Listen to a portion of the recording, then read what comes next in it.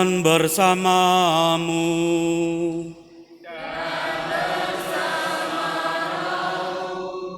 Inilah Injil suci menurut Yohanes.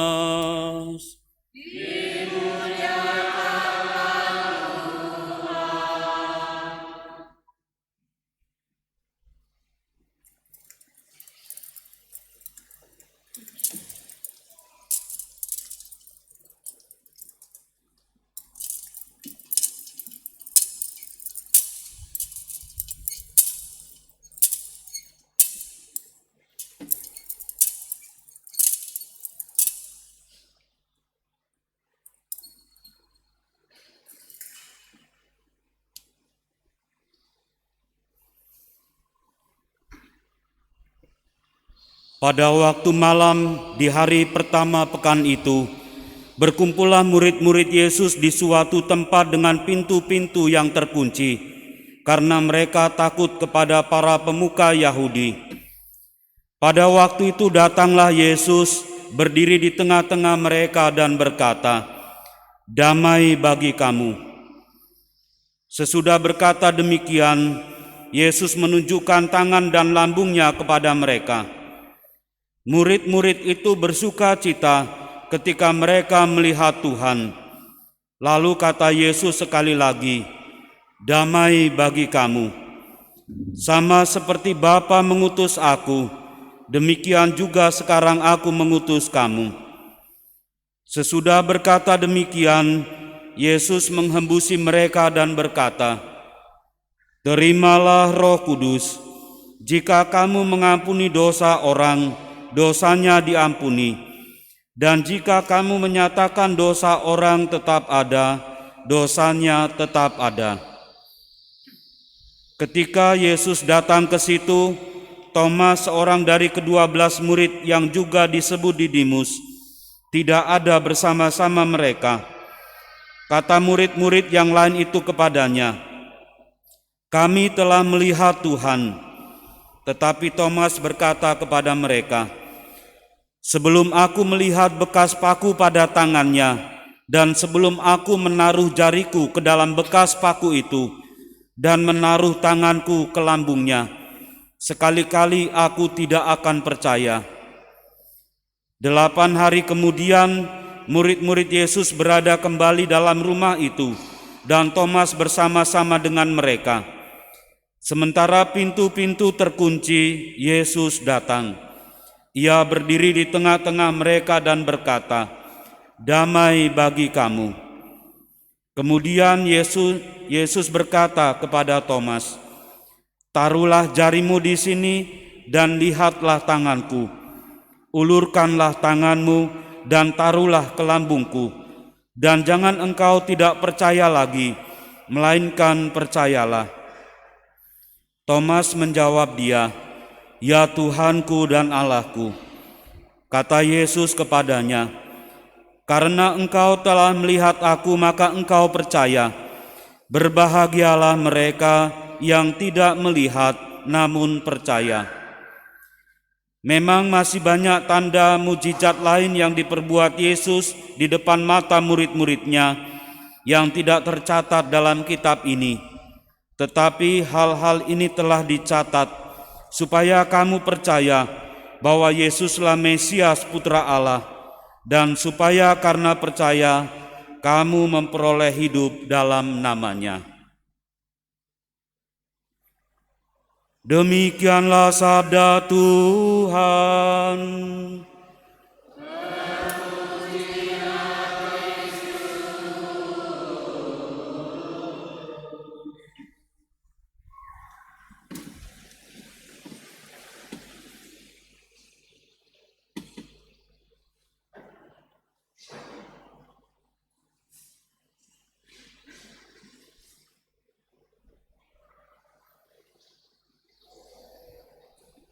Bapak, Ibu, dan saudara-saudari yang terkasih,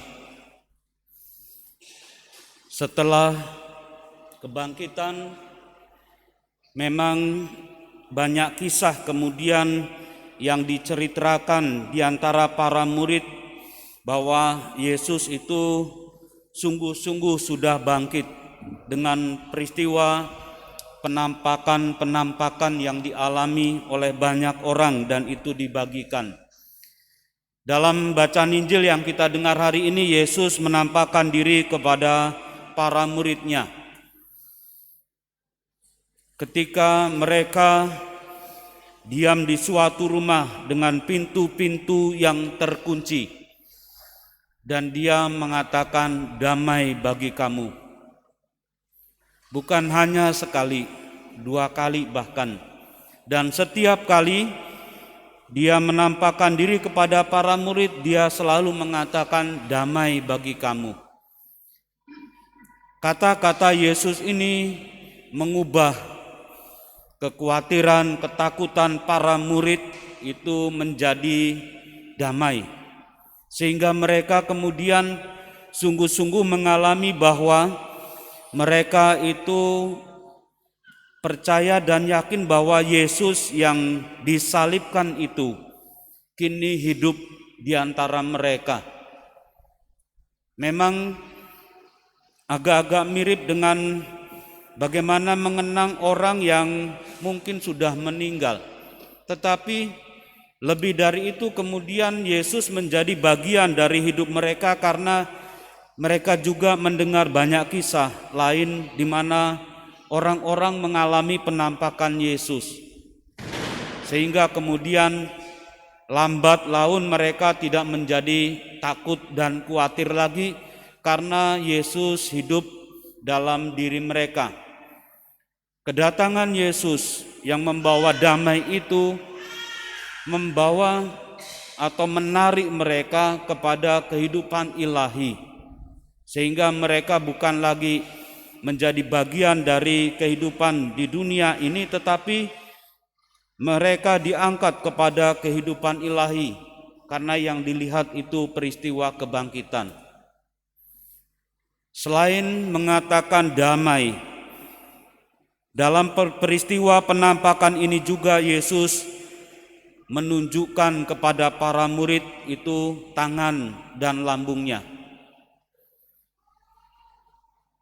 Hal ini menjadi penting supaya para murid itu sungguh-sungguh mengenali Dia yang adalah Yesus yang disalibkan, yang mereka tahu bahwa Dia mengalami hal itu. Maka Dia memperlihatkan tangan dan kakinya. Di bagian yang lain bukan hanya itu, untuk membuktikan bahwa Dia sungguh bangkit. Kadang Dia bukan hanya memperlihatkan itu, tetapi juga kadang makan bersama mereka. Ingat peristiwa Yesus menampakkan diri kepada 2 orang murid di Emmaus, atau Yesus yang menampakkan diri di Danau Tiberias, atau bahkan kepada para murid-Nya juga.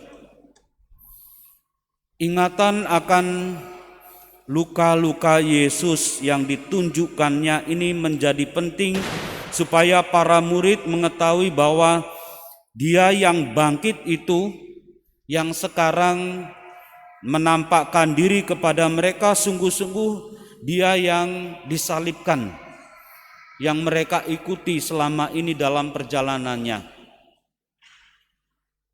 Dan ini menjadi tanda bagi kita bahwa sebenarnya Dia mau menunjukkan betapa ingatan akan hal itu menjadi sungguh penting, supaya orang tidak selalu menyangka Dia itu hantu atau setan, tetapi sungguh-sungguh adalah Tuhan yang disalibkan itu. Selain itu, Dia juga masih memberi perhatian kepada para murid, terutama salah satu murid yang tidak hadir dalam peristiwa penampakan itu, yakni Thomas, yang bersikeras tetap ingin membuktikan atau melihat sendiri dengan mata kepalanya bahwa Dia sungguh sudah bangkit. Sebelum aku mencucukkan jariku ke tangannya dan memasukkan tanganku ke lambungnya, sekali-kali aku tidak akan percaya. Tetapi 8 hari kemudian dikatakan bahwa Tuhan menampakkan diri dan Thomas ada bersama dengan mereka. Dan dia mengatakan kepada Thomas, "Lihatlah tanganku, masukkanlah jarimu. Lihatlah lambungku, masukkanlah tanganmu.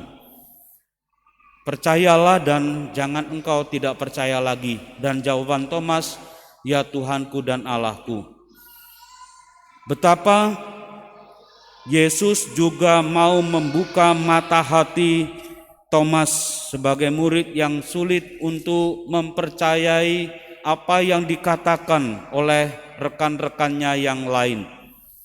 Dengan demikian dia bisa melihat bahwa yang di hadapannya ini adalah Tuhan yang sungguh dia ikuti itu.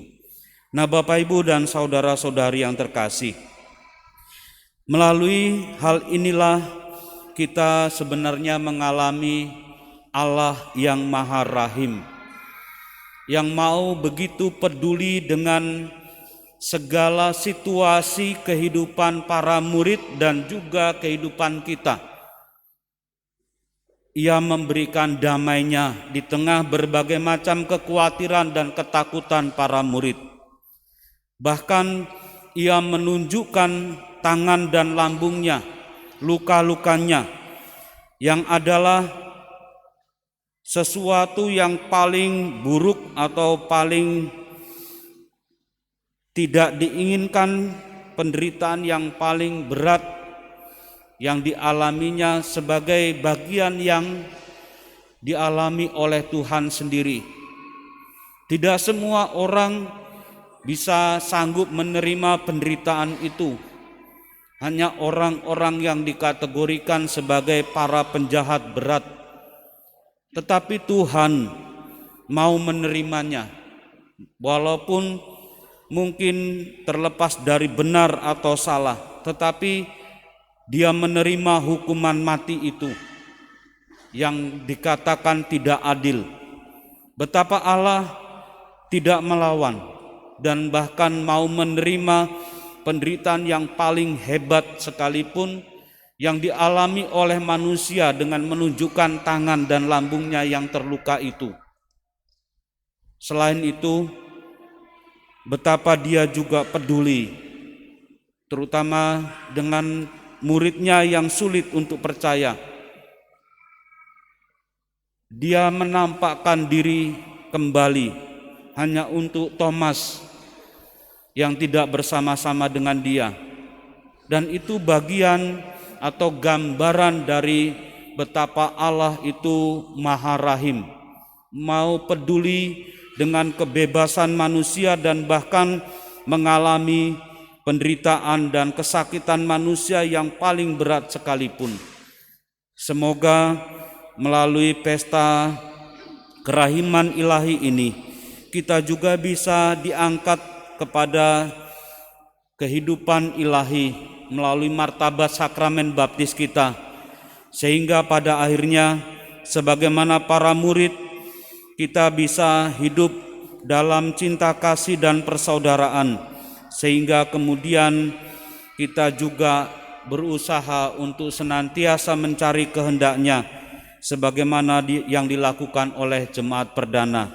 Dengan demikian mata batin kita akan semakin dibuka kepada kerahiman Allah yang melimpah dalam hidup kita. Tuhan memberkati kita.